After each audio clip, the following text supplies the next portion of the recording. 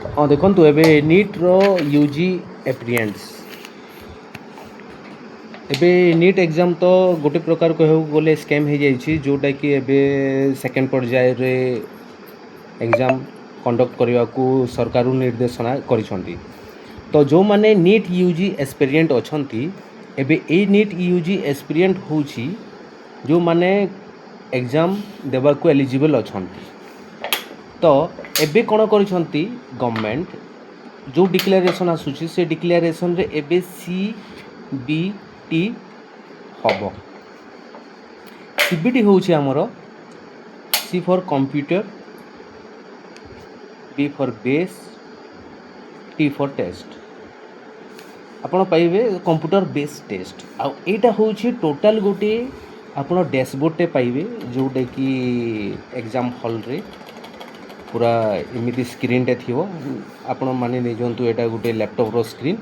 तो इथिरे किछि एथिरे नेम एनरोलमेंट नंबर एटा रहिबो, सब्जेक्ट रहिबो सबु आ एथिरे माने केते मार्क अछि एटा हमरो टोटल होछि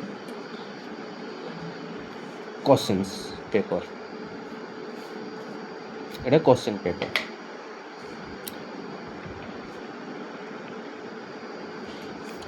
बुझिले। एथिरे डेट टाइम तो देखि पारिबे ए जो टेस्ट हेबो एथिरे प्लस जेतेले टाइम आसीबो टाइम पुट अप कले सीधा डायरेक्ट गोटे सिस्टम रे डैशबोर्ड टे खोलिबो जोटा कि कंप्यूटर हो आइदर लैपटॉप हो। तो सीथिरे जेतेले खोलिबो एथिरे आपण ना सब एनरोलमेंट नंबर सब्जेक्ट सब आसीजो, डेट टाइम भी आसीजो, एरु क्वेश्चन आरंभ होबो।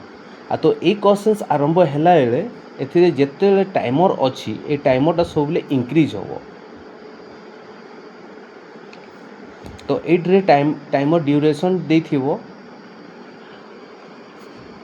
किछि घंटा आ सेटा किछि सेकेंड्स मिनिट से एटा अपडेट होथबो। तो एने जेतेले भी ओएमआर सीट रु आमर कंप्यूटर बेस्ड टेस्ट को आसीबे सेतले टिके किछि डिफिकल्टीज आसी पारे। जेमिति आमे जदि प्रैक्टिस करिछु एथिरे तो क्वेश्चंस करिछु एमिति गोटे क्वेश्चंस करिछु एटा होछि एतार किछि रूट वैल्यू तार माने कोन आंसर अछि सेटा कहियो। जदि एथिरे करिवे हेले सेथिरे आपन को सबुति दिया हितबो रफ पेपर पई सबु दिया हितबो सेथिरे केते स्पीड रे करि परिबे आ केमिति करि परिबे एइटा गोटे डिफिकल्टीज आसी पारे। आउ जेतेले आमे समस्ते पेन पेपर रे पाठ पढिछु पेन पेपर रे प्रैक्टिस करूछु डेली सब क्वेश्चंस आ सब आंसर्स गुडा को। तो एई डैशबोर्ड हिसाब रे सीबीटी हिसाब रे जदि देखिबे हेले टिके डिफिकल्टीज आसीबो आ से डिफिकल्टीज को प्लीज प्रिपेयर होइके आपण जाइकी करंतु। आ गोटे लास्ट रे गोटे कहिबी ए 1 2 3 जो अछि आ गोटे ए बटन टे अछि एटा कोन होछि 1 2 3 बटन टा होछि माने आपणकर जो पेपर अछि जो भी सब्जेक्ट एनईटी यूजी सब्जेक्ट तो ए पेपर रे तीनटा पेज थई पारे मे बी। तो एथिरे 1 क्लिक करले सेकंड पेज को आसीबे, 2 क्लिक करले एठो थर्ड हे गेला तो थर्ड पेज को आसी पारिबे। तो एथुरु क्वेश्चंस भी माने एपटो सेपटू नहीं पारिबे जेमिति गोटे आमे करछु एमिति गोटे क्वेश्चंस एमिति आमे ओएमआर सीट रे देखुथिले।